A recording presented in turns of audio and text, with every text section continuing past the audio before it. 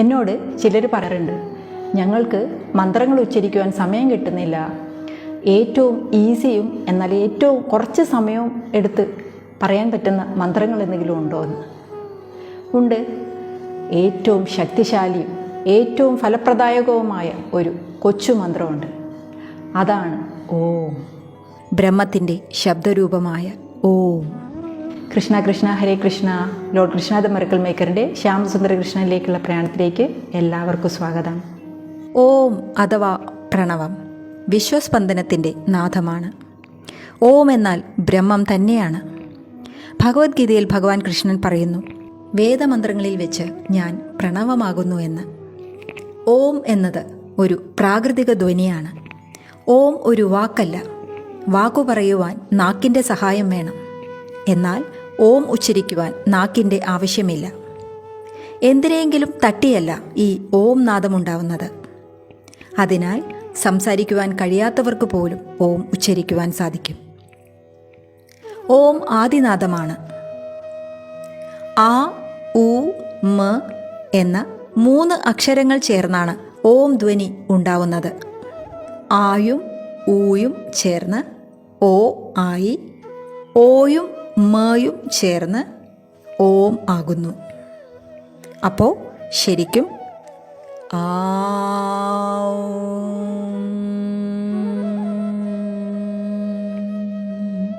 എന്നാണ് പറയേണ്ടത്.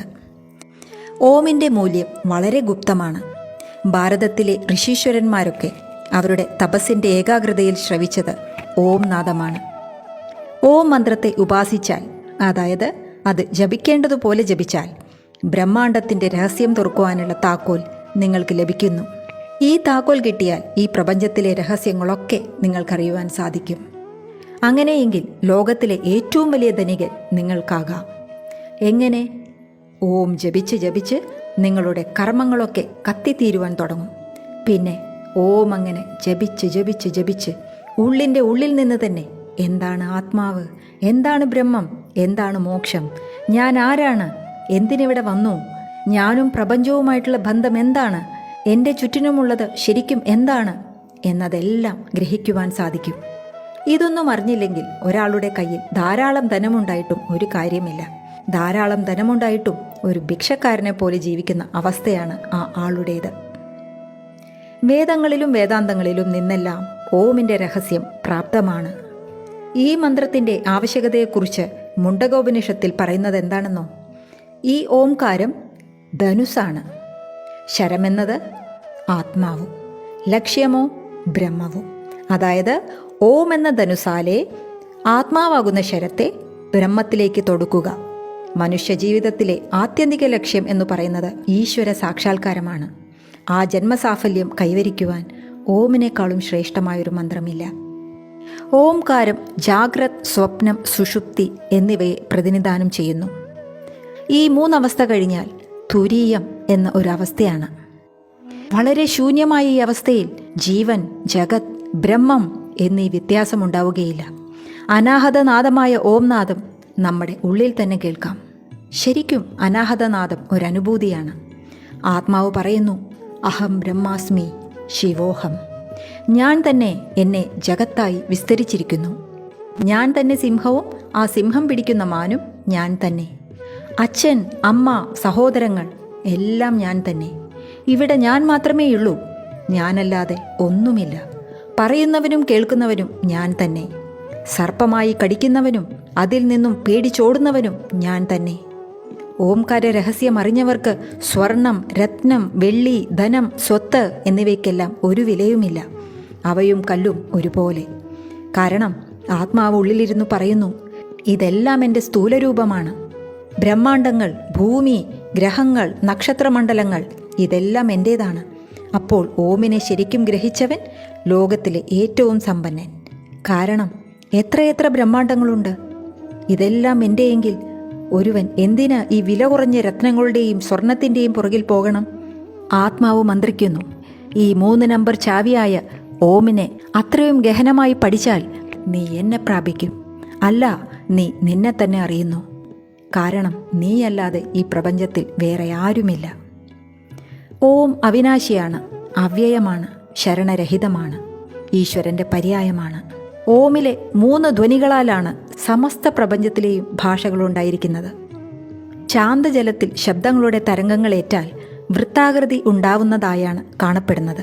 എന്നാൽ ഓം നാദത്തിൻ്റെ തരംഗങ്ങളേറ്റാൽ സനാതനധർമ്മത്തിൽ പറഞ്ഞിരിക്കുന്ന ശ്രീയന്ത്രത്തിൻ്റെ ആകൃതിയാണ് ജലത്തിൽ ഉണ്ടാക്കുന്നതെന്ന് റിസർച്ചുകൾ തെളിയിച്ചിരിക്കുന്നു. ഓം 3 അക്ഷരമുള്ള, 3 തത്വങ്ങളുള്ള, ത്രിമൂർത്തി സാന്നിധ്യമുള്ള, നിരവധി അർത്ഥങ്ങളുള്ള മന്ത്രമാണ്. കടൽ തീരത്ത് പോയി നിന്നു ശ്രദ്ധിച്ചാൽ, വനാന്തരത്തിൽ പോയി നിന്നു ശ്രദ്ധിച്ചാൽ ഓം നാദം നമുക്ക് കേൾക്കുവാൻ സാധിക്കും. ശംഖിൽ നിന്നും മണിയിൽ നിന്നും സംഗീതോപകരണങ്ങളിൽ നിന്നുമെല്ലാം ഓം നാദം തന്നെയാണ് നിങ്ങൾ കേൾക്കുന്നത്. കണ്ണൻ്റെ പുല്ലാങ്കുഴൽ നാദവും ഈ അനാഹത നാദം തന്നെയാണ്. നിങ്ങളുടെ ഉള്ളിലും ഈ ഓം ധ്വനിയുണ്ട്. നിശബ്ദമായി മനസ്സിൻ്റെ കോലാഹലങ്ങളിൽ നിന്നെല്ലാം ഒഴിഞ്ഞ് ഏകാഗ്രതയോടെ ആത്മാവിൽ ശ്രദ്ധ കേന്ദ്രീകരിച്ചിരുന്ന് അങ്ങനെ ആത്മീയതയിൽ നിങ്ങൾ ഉയർന്നുയർന്നു വരുമ്പോൾ നിങ്ങളുടെ ഉള്ളിൽ തന്നെ ആ അനാഹതനാദമായ ഓം കേൾക്കാം. എങ്ങനെയാണ് ഓം ജപിക്കേണ്ടത്? സുഖാസനത്തിലോ പത്മാസനത്തിലോ അല്ലെങ്കിൽ ഒരു കസേരയിലോ ഇരിക്കുക.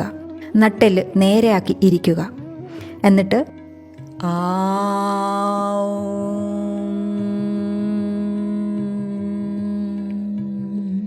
എന്ന് ജപിക്കുക. ആയിനേക്കാളും ഊയിനേക്കാളും കൂടുതൽ നേരം പറയണം. നിങ്ങളുടെ ശരീരത്തിലുണ്ടാവുന്ന വൈബ്രേഷൻസ് ശ്രദ്ധിക്കുക. തുടങ്ങുന്നത് നാഭീഭാഗത്തു നിന്നും, ഹൃദയഭാഗത്തു നിന്നും, അവസാനിക്കുന്നത് മൂക്കിൻ്റെ തുമ്പത്തുമാണ്. ഈ ഊർജ തരംഗങ്ങൾ നിങ്ങളുടെ ശരീരത്തിലെ 7 പ്രധാന ചക്രങ്ങളെയും ഊർജ്ജസ്വലമാക്കുന്നു. ദിവസവും 108 തവണയെങ്കിലും ഓം ജപിക്കുക. കുറഞ്ഞത് ഒരു 21 തവണയെങ്കിലും. ഓം മന്ത്രം ജപിച്ചാലുള്ള ഗുണങ്ങൾ എന്തൊക്കെയാണ്? നമ്മുടെ ശരീരത്തെയും മനസ്സിനെയും ഈ ഓം മന്ത്രം വളരെ ഊർജ്ജസ്വലമാക്കുന്നു. മനസ്സിനെ സ്റ്റേബിളും വളരെ കാമും ആക്കുന്നു. ബുദ്ധിശക്തിയും ഓർമ്മശക്തിയും വർദ്ധിപ്പിക്കുന്നു. ചിന്തകളെ കുറയ്ക്കുന്നു. മനസ്സിൽ പോസിറ്റിവിറ്റി കൂട്ടുന്നു. സാത്വിക ഗുണങ്ങളെ വർദ്ധിപ്പിക്കുന്നു. ആത്മീയമായ ഉന്നതി ഉണ്ടാക്കുന്നു. അമിത ഭയം നീക്കുന്നു. നിശ്ചയദാർഢ്യമുണ്ടാക്കുന്നു. ഓം മന്ത്രം ഉപാസിക്കേണ്ടതുപോലെ ഉപാസിച്ചാൽ ഈ ഫലങ്ങളെല്ലാം ഒരു 6 മാസത്തിനുള്ളിൽ തന്നെ നിങ്ങൾക്ക് ഈ ഫലങ്ങളെല്ലാം അനുഭവിക്കാവുന്നതാണ്. ഇതുകൂടാതെ ഹോർമോണുകളെ ബാലൻസ് ചെയ്യുന്നു. നമ്മുടെ ഇടതു ബ്രെയിനിനെയും വലതു ബ്രെയിനിനെയും ബാലൻസ് ചെയ്യുന്നു. ബ്രെയിൻ വളരെ ആക്റ്റീവ് ആകുന്നു. BP-യെ നോർമലാക്കുന്നു. കൊളസ്ട്രോളിനെ കുറയ്ക്കുന്നു. നെർവസ് സിസ്റ്റത്തെയും നോർമലാക്കുന്നു. ഹൃദയത്തിന് ബലം കൊടുക്കുന്നു. ഹൃദയത്തിൽ ബ്ലോക്കുകൾ ഉണ്ടാവുന്നതിനെ തടയുന്നു. ക്യാൻസറിനെ പോലും ചെറുത്തു തോൽപ്പിക്കാനാവുന്ന ഹോർമോണുകൾ ബ്രെയിനിൽ ഉൽപ്പാദിപ്പിക്കുന്നു. ഓം മന്ത്രത്തിൻ്റെ ശക്തിയാൽ പ്രപഞ്ചം സ്നേഹത്തെയും ശക്തിയെയും നിങ്ങളിലേക്ക് ഒഴുക്കുവാൻ തുടങ്ങും. ഈ ബ്രഹ്മാണ്ടമുണ്ടാക്കപ്പെട്ട ഊർജമാണ് ഓം. ഓം സനാതനധർമ്മ പ്രതീകമാണ്. ഏതൊരു സൽക്കർമ്മവും ഓം എന്ന മന്ത്രത്താലാണ് ആരംഭിക്കുന്നത്. മന്ത്രങ്ങൾ ഓമിൽ തുടങ്ങുന്നത് കണ്ടില്ലേ?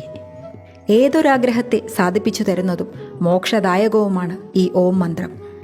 ഈശ്വരനെ ആഴത്തിൽ അറിയുവാനുള്ള ഈ മന്ത്രത്തെ ഉപാസിച്ച് ഈശ്വര സാക്ഷാത്കാരം നേടുവാൻ നിങ്ങൾക്ക് സാധിക്കട്ടെ. ഹരേ കൃഷ്ണ.